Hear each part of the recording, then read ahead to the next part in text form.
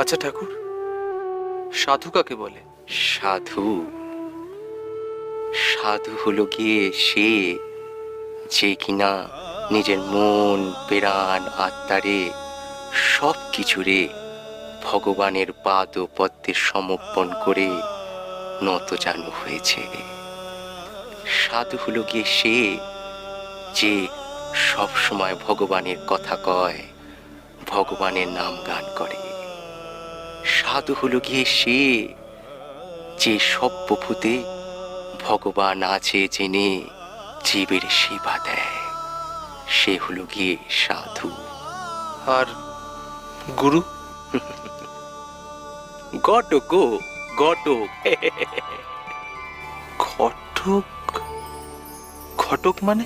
হ্যাঁ, ওই ঘটক যেমন এ পাড়ার পাত্রের সঙ্গে ওই পাড়ার পাত্রীর মিলন ঘটায়, ঠিক তেমনি এই ঘটকও এই শিষ্যর সাথে ওই দূরের ভগবানের মিলন ঘটায়। হ্যাঁ ঠাকুর, গুরু নিন্দা শোনা কি পাপ? তা হ্যাঁ গা, তোমার সম্মুখে যদি কেউ তোমার বাপরে গাল মন্দ করে তাহলে তুমি কি করবে গা? তার আমি গলা টিপে দেব। কেনে? কি বলছেন ঠাকুর?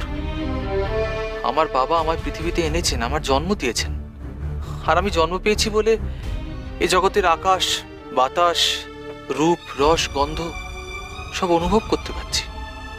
আর তার এত বড় স্পর্ধা হবে যে সে আমার সামনে দাঁড়িয়ে আমার বাবার নিন্দে করবে, কটু কথা বলবে, তাকে আমি ছেড়ে দেব না ঠাকুর। এই অন্যায় কখনোই সম্ভব নয়। ঠিক, যে জগতের আলো দেখিছে সে যেমন বাপ, ঠিক তেমনি গুরু হলো গিয়ে আর এক বাপ।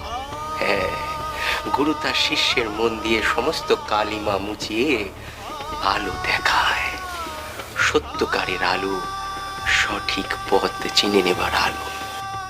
তাই নোকে বলে যে ওই গুরু নিন্দে শোনা পাপ।